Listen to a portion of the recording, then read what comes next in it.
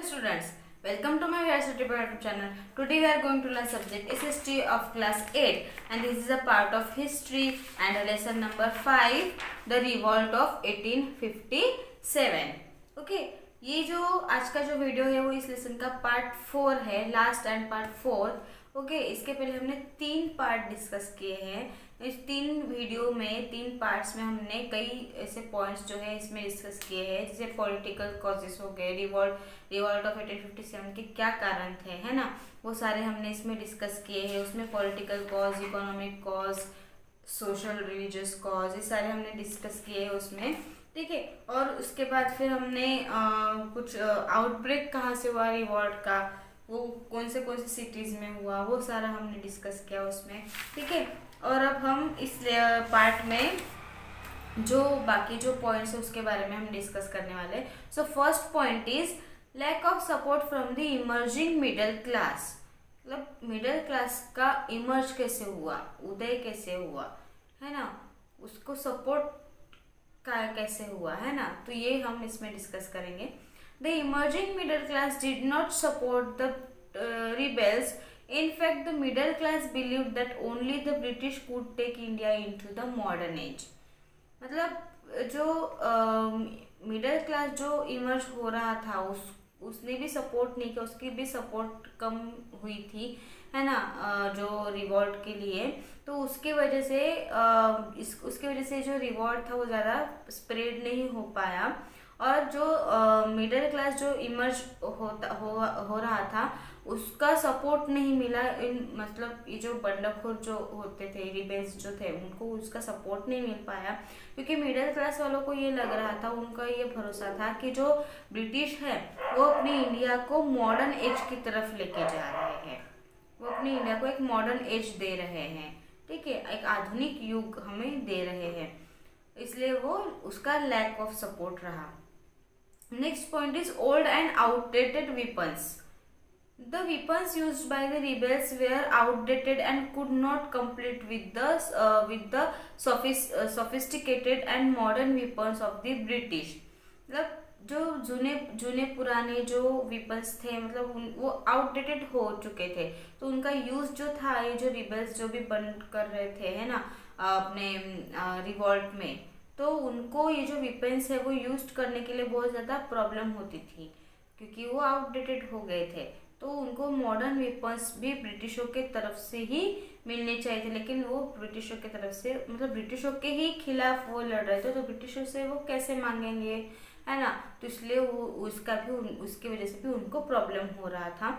Besides, they did not have enough weapons to carry on their battles against the highly skilled, efficient and well equipped British force. तो इसीलिए उनको, मतलब, और उनके पास एक तो वेपन्स नहीं थे, आउटडेटेड वेपन्स थे, और उसके अपोजिट जो ब्रिटिश जो थे वो बहुत से, मतलब, अलग अलग युद्ध कर रहे थे, और उनके पास युद्ध के लिए बहुत सारे वेपन्स थे, और हाई स्किल्ड जो उनके पास जो आर्मी थी वो भी थी, है ना, एफिशिएंट, और ब्रिटिश फोर्स जो थी बहुत बड़ी थी.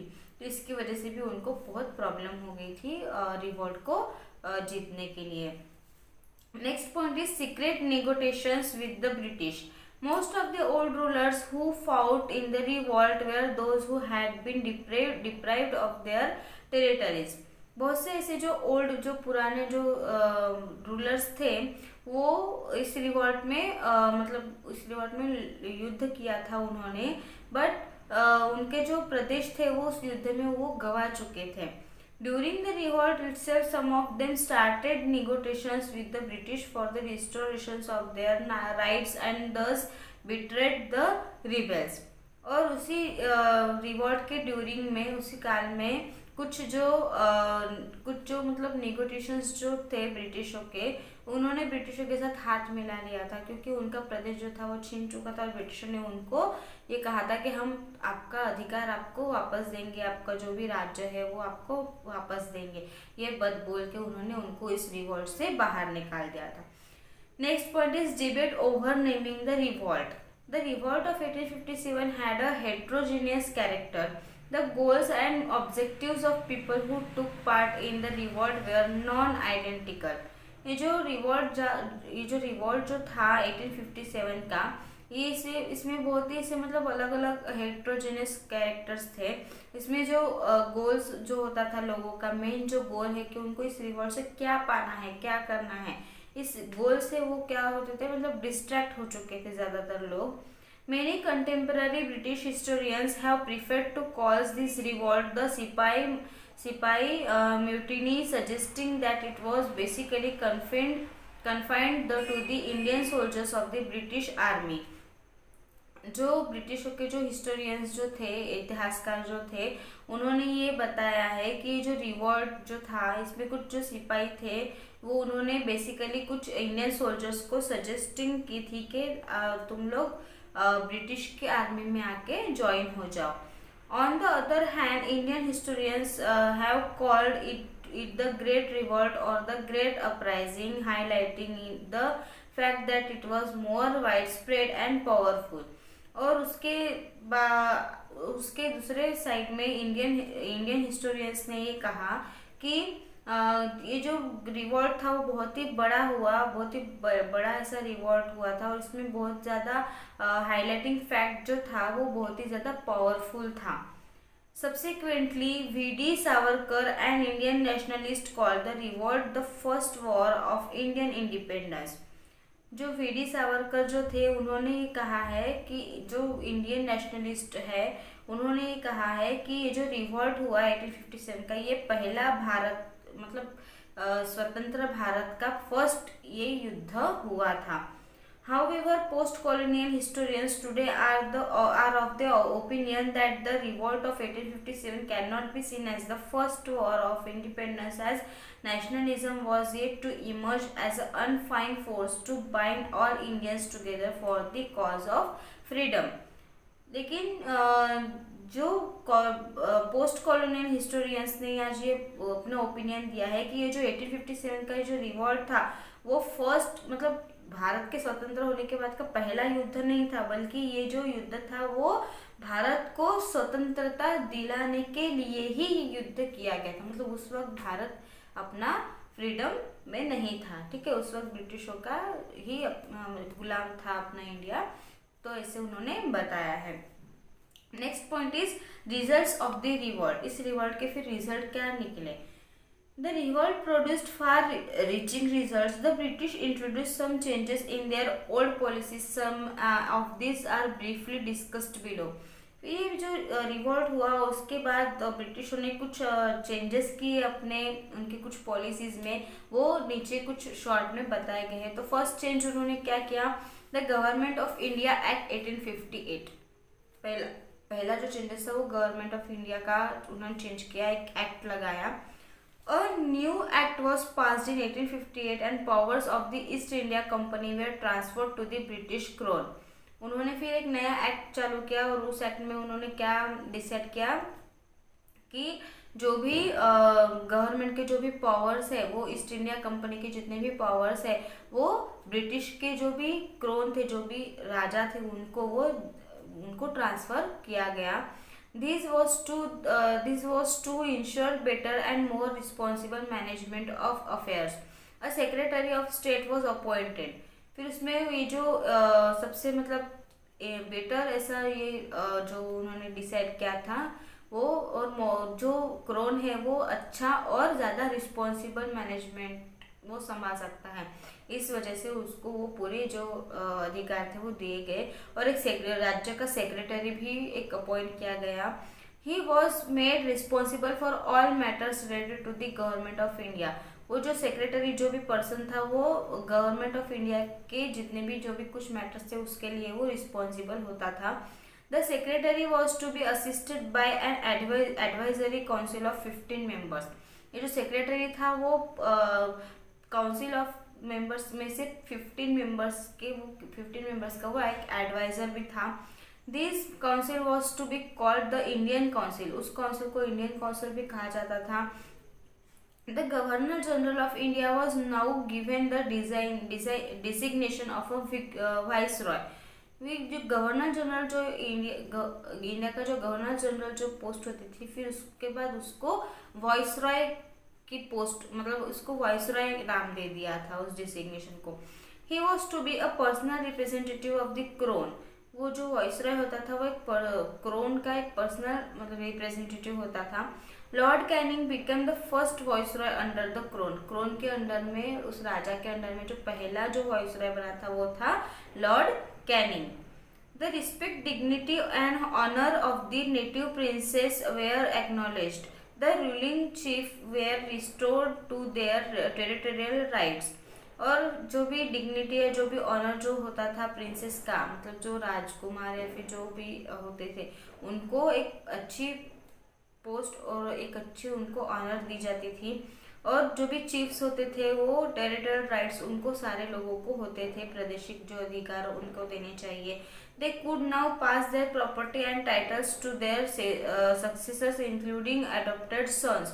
और फिर उनके जो मतलब उनको ये भी एक लॉ पास किया गया कि जो अगर जिनकी भी कोई मतलब सन नहीं हो तो वो अपने प्रॉपर्टी का वारिस के लिए वो कोई भी मतलब बच्चे को भी वो सन्स को अपने अडॉप्ट कर सकते हैं। Indian chiefs had to accept the British queen as their sovereign paramount। और ब्रिटिश की जो रानी होती थी, जो इंडियन चीफ होती थी ब्रिटिश की रानी, भारत की चीफ, उनको भी ये सोवरेन पैरामाउंट उनको एक्सेप्ट उन्होंने किया था। नेक्स्ट जो एक्ट लगाया था उन्होंने वो था the Indian civil service act 1861। This act was pass to encourage the entry of more Indians in the Indian civil services. ये जो एक्ट था ये किस लिए पास किया गया था, ताकि जो इंडिया के जितने भी लोग थे, जो भी इंडियंस थे, उनको इंडियन सिविल सर्विस में एंट्री दी जाए, ये इसमें एक रूल उन्होंने पास किया था। For this an annual exam was to be held in London. और इसकी कुछ एनुअल एग्जाम रखी गई थी, मतलब जो उस एग्जाम में पास होगा उसको इंडियन सिविल सर्विस में उनको शामिल किया जाएगा। तो ये जो एग्जाम होती थी वो लंदन में होती थी। नेक्स्ट जो पॉइंट है वो है reorganisation of Indian army. Indian army की डबल ऑर्गेनाइजेशन की गई। As the Indian sipahis were responsible for the outbreak of the revolt, the Indian army was now thoroughly reorganise. मतलब ये जो रिवॉल्ट हुआ 1857 का, तो उसमें बहुत ज़्यादा जो सिपाही थे, इंडियन सिपाही बहुत ज़्यादा मारे गए थे या आउटब्रेक हो चुके थे। तो इसके लिए डबल दूसरी आर्मी, इंडियन आर्मी को रीऑर्गेनाइज करना उनको ज़रूरी लगा। The numbers of Indian soldiers in the army were reduced and strength of European soldiers was increased. और इस इंडियन सोल्जर्स के आर्मी में फिर यूरोपियन सोल्जर्स की ज़्यादा स्ट्रेंथ बढ़ाई गई। All Indian artillery units were disbanded. और superior post in the army and artillery were reserve for the Europeans. फिर यूरोपियंस के लिए आर्मी में कई पोस्ट जो थे वो रिजर्व करके रखे जाने लगे। More soldiers were recruited from the Gurkha, Sikh and Pathan regiments. और कुछ जो सोल्जर होते थे उनको वो गुरखा, सिख और पठान के इसमें से उनको रिक्रूट किया जाता था, उनको वो पोस्ट दी जाती थी, आर्मी में शामिल किया जाता था। Next point is the Indian council act 1861। इस एक्ट में ये बताया गया कि it aimed at associating more Indians in the act of legislation so that the rulers would be aware of the feelings and sentiments of the people। मतलब ये जो act था इसमें ये पॉइंट पास किया गया कि जितने भी जो ज़्यादा से ज़्यादा जो इंडियंस हैं वो इस एक्ट में या इस कायदे में वो जो भी संसद के जो भी रूलर्स होते थे, जो संसद चलाते थे, उनको अवेयर करना और उनके लोगों की फीलिंग्स और उनके सेंटिमेंट्स को समझना, ये हम इसमें किया जाएगा, है ना। मतलब लोगों का ज़्यादा उसमें सोचा जाएगा। The British believe that the Muslims also supported the revolt against British. जो ब्रिटिश जो उनका एक बिलीव था कि मुस्लिम जो थे वो ज़्यादातर ब्रिटिशों के अगेंस्ट ही इस रिवॉल्ट में ज़्यादा सपोर्ट करेंगे। Therefore land and property of Muslims was confiscated on a large scale. इसलिए मुस्लिम लोगों को ज़मीन और प्रॉपर्टी जो थी वो बहुत ज़्यादा इसमें दी गई ब्रिटिशों के तरफ से। The British realise the importance of traditions and religions in the lives of Indians. तब इंडियंस लोग जो है वो ज़्यादातर ब्रिटिशों को ये पता चल चुका था कि इंडियन लोग जो है वो ज़्यादातर संस्कृति और धर्म इसी के ऊपर ज़्यादातर जीते हैं, यही उनके लिए सबसे ज़्यादा इम्पोर्टेंट है। Therefore, it was decided to give respect to Indian traditions, customs and religious beliefs. उसके बाद उन्होंने ये स्टार्ट किया कि अब वो इंडियन जो भी संस्कृति है, भारत की संस्कृति, भारत के कल्चर, उनके धर्म बिलीव्स, उस पर उन्होंने उनको रिस्पेक्ट देना उन्होंने स्टार्ट किया। उन्होंने डिसाइड किया कि हम इनको रिस्पेक्ट देंगे ताकि ये लोग हमें मतलब हमको अपना समझेंगे। In order to win the support and loyalty of landlords class, new policies were framed for the protection of their rights over land. और फिर उन्होंने ऑर्डर दिया कि अब हम जो भी इंडियन के लोगों के जो भी मतलब जो लैंडलॉर्ड्स वगैरह, लैंडलॉर्ड्स के क्लास के जो लोग होते हैं उनको सपोर्ट करेंगे, उनको जिताएंगे, उनको लॉयल्टी देंगे और नई नई पॉलिसीज बनाएंगे और उसमें लोगों के ज़मीन का अधिकार जो है उसको प्रोटेक्ट करेंगे।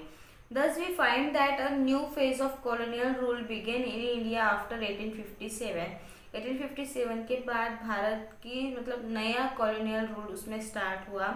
Though the British were able to suppress the revolt, it clearly indicated the might, strength and determination of the Indians. और ये जो रिवॉल्ट हुआ उसमें एक मतलब कुछ चीज़ें से क्लियर की दी गई कि उसमें ये क्लियरली पता चल गया कि जो इंडिया की जो स्ट्रेंथ और उनका जो डिटर्मिनेशन है इंडियंस का, तो ये किस तरह से है, इस रिवॉल्ट से ये पता चल गया ब्रिटिशों को। It succeeded in sowing the seeds of Indian nationalism. Indian लोग जो थे अपनी राष्ट्रीयता के बीज बोने में वो कामयाब हो गए। It served as a source of inspiration for future generation. अपने फ्यूचर जनरेशन के लिए एक इंस्पायरेशन की बात है कि अपने इंडियंस लोगों ने इतना कुछ किया, ब्रिटिशों को इतनी अक्ल उनको दिलाई और अपना एक वर्चस्व उन्होंने रखा। In true respect it was the first war of Indians independence. इसलिए हमें ये जो इंडिया को स्वतंत्रता देने का जो पहला युद्ध जो हुआ उसको हमें सच्चे दिल से उसको रिस्पेक्ट देनी चाहिए। Next point is regional focus. Awadh means Lucknow, okay, जो लखनऊ में है, तो इसका रीजनल फोकस क्या था। The nawab of Awadh Wajid Ali Shah was removed on grounds of misgovernance by Lord Dalhousie. जो अवध का जो नवाब था वाजिद अली शाह, उसको मतलब लॉर्ड डलहौसी के जो एक नया जो उन्होंने रूल बनाया था उसकी वजह से उनको रिमूव किया गया था उनके पोस्ट से। The rebels during the revolt of 1857, the rebels came to identify foreign rule with the end of their world, the breakdown of things they valued, respected and held dear.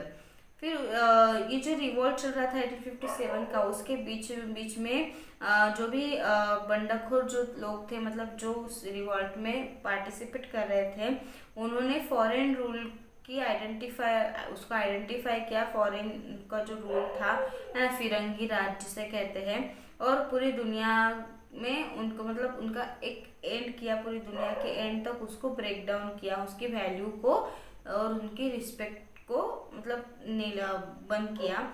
Thus the revolt became an expression of popular resistance to an alien order. और ये जो revolt जो था ये एक popular एक expression बन गया जिसमें ऑर्डर जो थे वो इंडियन के थ्रू, रेसिस्टेंस के थ्रू वो देना स्टार्ट हो गया। The annexation of Awadh displaced not only the nawab but also the taluqdars of the region. ये जो अवध जो था वो सिर्फ वहाँ के नवाब को ही नहीं बल्कि वहाँ के जो तालुकदार जो होते थे उस प्रदेशों के जो तालुका एरिया के जो भी पर्सन्स होते थे उनको भी एनेक्सेशन किया गया। This taluqdars had controlled land and power in the countryside for many generations. वो जो तालुकदार जो थे वो पूरे मतलब वहाँ के अपने गाँव के